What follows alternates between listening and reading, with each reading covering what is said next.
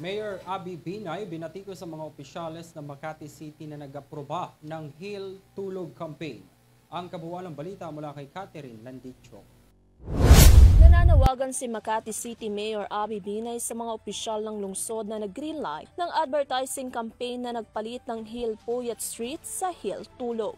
Ayon kay Binay, dapat na naging maingat ang mga opisyal ng lungsod na nagbigay umano ng permit at dapat daw na ito ay sinuri ng masinsina. Ani Binay na hindi nakarating sa kanyang opisina o tanggapan ng kahilingan para sa naturang permit. Dahil kung ito raw ay dumaan sa kanya, sa malamang ito ay rejected. Dagdag pa ni Binay na bukod sa kalituhang idinulot nito sa mga motorista at commuter, hindi rin iginagalang ng kampanyang alaala ng dating Senate President. Kaugnay nito ay binatikos ni Victor Puyat, anak ng yumaong Senate President na si Heal Puyat, ang nag-viral na Heal Tulog Street signs na nakapost sa iba't ibang bahagi ng Heal Puyat Avenue sa Makati City.